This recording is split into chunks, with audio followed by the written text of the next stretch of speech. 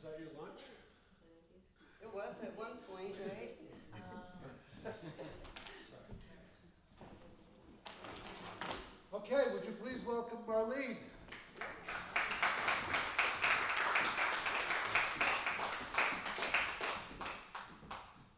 Well, I'm a storyteller, which is a nice way to say a talker. And many people have suffered through the same story over and over again. So I started writing them down. And I devised this little thing because this is a story that I wrote and it has illustrations. So it's a way that you can see the illustrations while I read the story. The title is The Elephant, a scary story for children. And on the front, it's a little elephant walking away, little elephant hanging. I don't know if you'll see. Okay. This is my first time doing this. And this is the first read on this book. The elephant jumped onto the fence, bracing the top of the fence with big front legs and feet. The elephant stood there on big hind legs, looking over the fence, all around the yard. The fence began to creak from the weight of the tremendous animal. The fence began to groan all along its length. It was certain to be smashed to the ground from the weight of the elephant. As if to know the fence was about to give way, the elephant used those big front legs and feet to step back from the fence, and now was on the other side, out of view. Was the elephant still there? What was the elephant doing? What was the elephant going to do?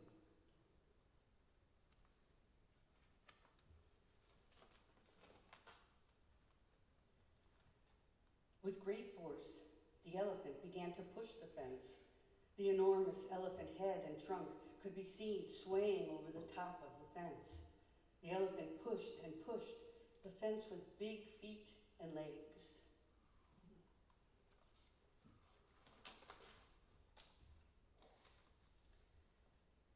As suddenly as the elephant had jumped up onto the fence to look over the fence, the elephant had crashed down the fence and was running over the fence into the yard.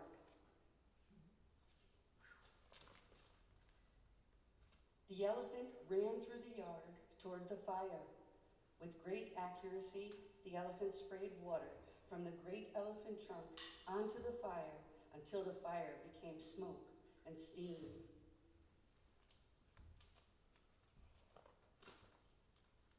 The elephant had been resting on the shores of a clear, calm lake. There, the elephant was cool and comfortable and soon fell fast asleep. The elephant began to dream.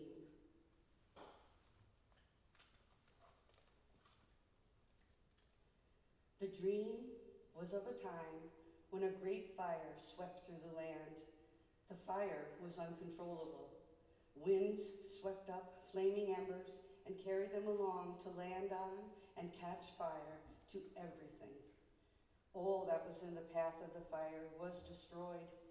Charred remnants of what once was now left crumbled, smoking, and smoldering. A great rain put out the fire. There was nothing else that could.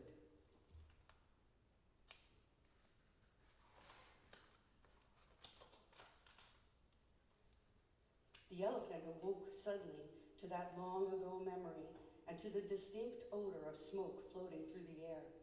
The great elephant trunk reached high into the air, into the waft of smoke.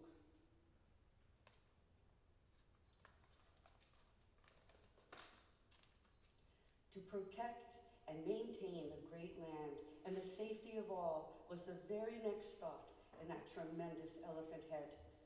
To the water's edge of the clear, calm lake, the elephant stood and took up water into the great elephant trunk.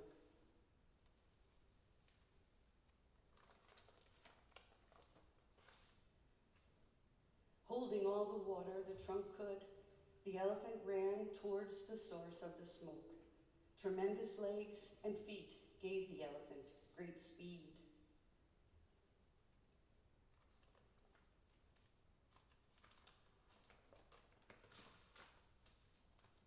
and soon the elephant reached the fence, jumping up onto the fence to look over the fence, to see what was on the other side of the fence, and to see what was beyond. The elephant was to find the source of smoke and the fire.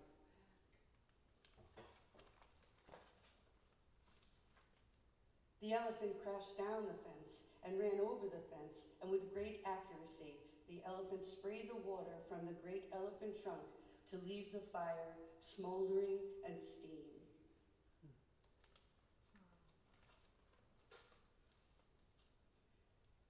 The elephant had the thought to protect and maintain the great land and the safety of all. The elephant put out the fire.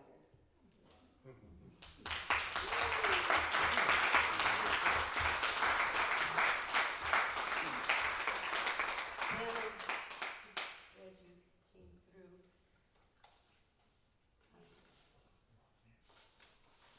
So this was the just in case, but this was the just in case you didn't like it. What, you gonna throw stuff at him? Ooh, I don't want that thrown at me.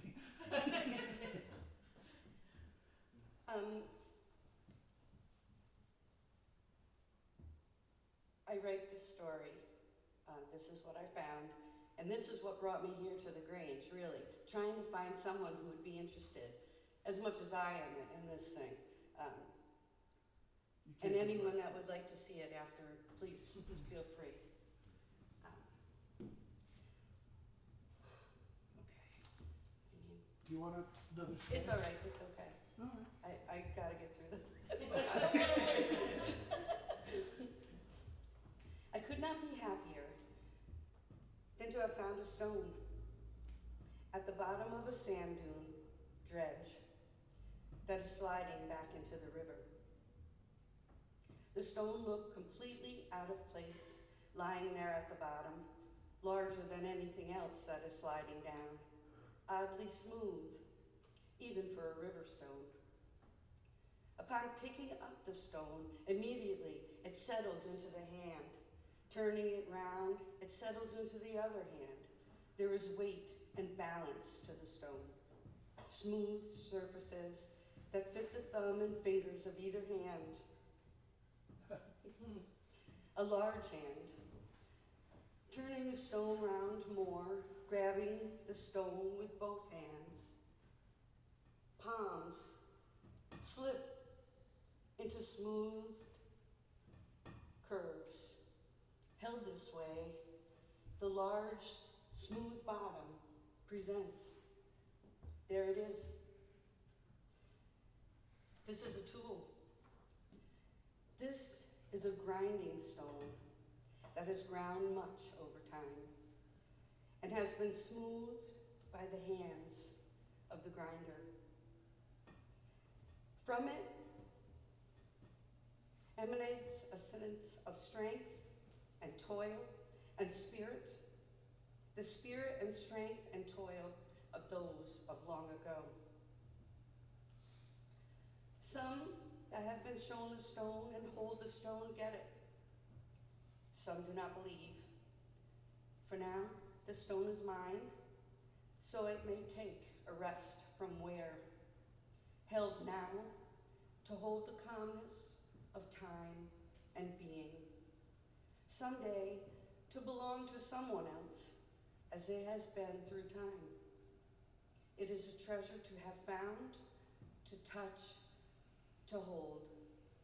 The grinding stone is grounding in the most positive sense of the word.